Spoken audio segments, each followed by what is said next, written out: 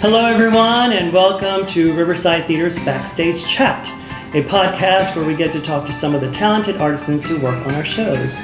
Led by producing artistic director Alan D. Cornell and managing director John R. Moses, Riverside Theatre is the only professional theater on Florida's Treasure Coast.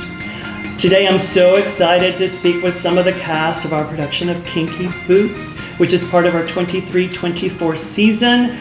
Kinky Boots plays Riverside from February 20th to March 17th. I would like to welcome Josh Canfield, who plays Charlie, Darius Harper, who plays Lola and Simon, and Emily Bacino Althaus, who plays Lauren. Welcome. Hi. Not only welcome to the podcast, but welcome to Riverside. This is the first time you guys have been here. Yes. I know you've only been here for a short time, but what do you think of the area? Oh my goodness. It's gorgeous. It's the best. How do you not like it? Nobody can see this view of what we're seeing. Yeah. It's stunning. Every day feels like an absolute dream. Mm-hmm. Walking out of rehearsal, even on breaks, and the sun is shining, and it feels amazing, and we're like, okay, rejuvenation to go back in. Yes. That's wonderful. I'm so glad. I'm glad to hear that. When we announced our current season last spring, people were so excited to see Kinky Boots on our list. It won the Tony Award and the Olivier Award for Best Musical, and the cast recording even won the Grammy for Best Musical Recording. But for those who are unfamiliar with the story, can someone give me a little synopsis of it? Oh boy, I feel like gotta Darius is the best person for this. For you. As how many shows have you done of this? Oh boy, we're just gonna say I've been doing it for the past 9 years, so I guess that's why Amazing. they're looking at me. Amazing. Not consecutively either, of course. Well, Kinky Boots is about, a sort of salt of the earth family where the patriarch, unfortunately passes away and leaves his life's work to the son, who quickly doesn't feel quite up to crust to sustain the business. And then he meets my character, and calamity ensues. It's very much a family show. There are father-son themes. There are self-acceptance and self-love themes. So I hope all of Vero Beach comes to see us. Well, Yes. it is a beautiful show. I personally have never seen a production of it, although I'm very familiar with the music. Written It's by such a good show. incredible, legendary Cyndi Lauper, Yes. and of course the book written by theater icon Harvey Fierstein. Harvey. So excited to have it on our stage, and actually this be my debut to see the show. Yes. So I'm very excited. Well, it's our debut too, because We've never done it, so this is our first. Oh, Emily and I are wonderful. Yeah. first timers here, Yes. so we're watching Darius to Yes. learn from me. Well, what's so special about it is based on a true story. It is the W.J. Brooks Shoe Factory Company, was created in 1898. So, fifth generation shoe owner Steve Pateman in the 1990s. Sort of the company was falling on hard times. Tastes had changed with regards to shoes, plus the fact that the market was being flooded by inexpensive shoes coming from outside of the British area. So that's when he got together with Sue, and I'm forgetting her last name, who owned a shop in London who catered to drag queens and transvestites, and she said, I need a shoe that is sturdy enough for men to wear. And so that the BBC filmed an episode of that, which in turn was the inspiration for the 2005 film, which in turn was the inspiration for Cyndi and Harvey to create this musical. Do you know what's fascinating? I didn't know quite all those details, but Jerry Mitchell, the director, the Tony Award-winning director, went to the factory and spent time there and met all of these people. So the people that you are seeing, excuse me, us inhabiting are the actual people from the factory, like the Gemma Louises, and there's so many props and things from the original production that he actually saw within the space. So that's very fascinating to find out those. It's wonderful people. to sort of, when you create something, to be grounded in the actual histories of it. So it's wonderful that a show has so much heart, so much love, fierce dancing, incredible music. Oh, yes. Get ready. To be grounded on such a true story is really wonderful. It's inspirational, really. Very. Now, so I'd like to give our audiences a glimpse of your characters. You play Charlie. Yes. Who is Charlie? I mean, Darius quickly mentioned him, but who is Charlie? Yeah, I think Charlie is set up to be kind of like an average Joe. Like, there's nothing really special about him, and he's just in this world where he's supposed to be taking over his dad's family business. And I think a lot of people can connect with that. The parents want to pass on what they've done and want their kids to continue that, and that's where he finds himself at the beginning of the show, and just dealing with what he wants to do, which he's still unclear and unsure about, and what his dad wants him to do, and just and then he just kind of goes through a journey because, as Darius mentioned, it's not a spoiler because it happens in the first. No spoilers. It's not a spoiler. It happens in like the first 5 minutes of the show. But yeah, sorry, I did think of that. Oh no, his dad. I've said too much. Spoiler alert. Spoiler. His dad passes away at the beginning of the show, so that kind of like is an inciting incident for what happens with his journey, and he's suddenly the whole shoe factory is thrown upon him, and so. There's a lot, the themes of just like responsibility and what you do with that, and how you relate to other people, and how it changes you, and for the better or for the worse. So I think the audience really like kind of jumps with Charlie and kind of can like see themselves in some form, and you're kind of following his story as all these other characters influence him and change him, as in you see him through other perspectives, many right. times throughout the show, and that reflection of self is a huge And I theme think for that people character. can definitely relate, where you believe you're going, your life path is this, and then all of a sudden all these twists and turns come. Sometimes you have no control over it. Yeah. So Charlie is somewhat reluctant to take on this. I would say very reluctant. Not only the responsibility of this company, but all the people that are working with this company, and their livelihood. Yeah, he ends up feeling a lot of like pressure from the people in the factory to make them be okay and have jobs, and he ends up putting too much on himself, which we won't talk about because we don't want to give away the whole story. But he feels a big sense of responsibility for the people who are potentially could lose their jobs or don't have work or whatever, because he grew up with them and they're his friends. And that's where Lola comes in. That is where Lola comes in and changes everything. Lola is the hero. The shiro. The shiro. Absolutely the shiro. She saves the day. So what can you tell us about Lola and who she is and where she came from? I think that Charlie and Lola meet at a time when they're both looking for something. You know, maybe even unbeknownst to themselves. I think they come from two very different walks of life, but really drive the theme home of us being more alike than we think.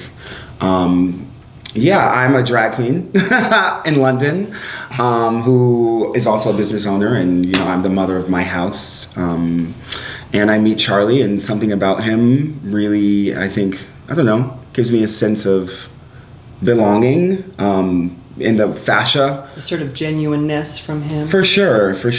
And I think that Charlie really brings out the potential of Lola, well, really Simon actually as well, in a time when maybe my character doesn't feel like, they're worthy or capable of achieving, a dream that he sees for me, and helps come to fruition by the end of the show. Well, he definitely, Charlie character, sees something in Lola that can help him not only save the business, but sort of thrive as a person. I mean, getting to know people who come from different walks of life sort of emboldens you and sort of makes you even more whole if you're right. And Charlie stumbles a lot with his relationship with Lola as well. It's not all like Charlie's like, I'm great. Yeah. He's rough. He's learning. Well, you see like us butting heads a Yeah. lot, because in real Yeah. life, like, not everybody gets along, and I think communication is really key, and you see a real life friendship play Yes. out in real time. You know, there's no shtick or any You of see that. how it grows and you see how it changes, and from where they start to the end. And it's not an easy path, but it ends up being a really amazing journey. Yeah. And is Lauren the sort of character who steps back and sort of Oh, absolutely them? I don't not. know. The bridge between, is she I sort mean, of like the yeah. guiding force? Of I like, think so. I think when Charlie and I first go to see Lola in her performance, I think Lauren takes an instant liking to Lola and like immediately, just like I did to Darius. But I think, yeah, I would say she's kind of the bridge at the beginning. The thing I like so much about Lauren is she's not the stereotypical ingenue. She's not, you know, she's not just pretty and dumb, and she's very strong and funny and has her own quirks and anxieties, and I think that kind of helps the trio along. And I actually kind of like light the fire under Charlie a little bit at the beginning to kind of push him to see things maybe a little different and to maybe expand on what we already have going on at the factory. So I think that's really cool that, you know, girl power, the girl You're does it. representing all the people that are working there. Yes. Your interest is to make sure that they're taken care of. Yes. And so you're going to push him with Lola to sort of create something that you know is good for everybody. Yes, absolutely. She's that small town girl that comes from Northampton. She's been there her whole life. She's known Charlie her whole life, but they're definitely from different class levels. Yeah. But yeah, so I think that whole family aspect of the factory is very important to her, and that's why she wants to keep it going. And it's beautiful to see all these themes. You know, the family theme for the factory and Lauren, and the father-son theme between Charlie. And there's also the father-son Very much. Very much. with Lola and her dad. So it's beautiful that I think everyone can relate to. We've all had relationship, I want to say issues, but we've all had challenges with our parents, and so We all have a father also. Correct. You know, whether he be with us or not, we all know what it's like to, you know, butt heads with or try to fill shoes of someone, you know. So, as someone who hasn't yet to see a production, when I said Fierstein, you all said yes. Yes. So, what exactly can I and others who have never seen the show really expect of it? Well, the fierce dancers really come from the angels Yes. that Lola's head Lola's of. chorus. Our choreographer, we have co-choreographers, DJ Salisbury, who's the director and choreographer, as well as Shane Hall, who is his associate, and they are doing incredible work. That's like, insane. yeah, there's 2 separate ensembles within the show. The people who inhabit the factory, and then of course the people who inhabit the Blue Angel, which is the club I work at. And Shane has done a really great job of finding vocabulary that kind of fits both worlds, and then they come together. It's really a blockbuster musical. So if you love big, huge production numbers, come see it. Oh yeah. Yeah. Well, I mean, it won the Tony and won the Olivier for the best musical, so I know that we're in for incredible evening of entertainment. Absolutely. And music. And music. I mean, Cyndi Lauper. Come on. It's so good. It's fun. It's fresh. Every song is A bop, an as the kids absolute would bop, say. yeah. A bop. Is there a song that each of you, maybe not as a character, but as a performer, like to either perform or listen to? Is like, God, yeah. that's not my song, but I love that one. Oh, my favorite song has always been "Take What You Got." Isn't that Interesting. I I like know. that. Isn't that Deep such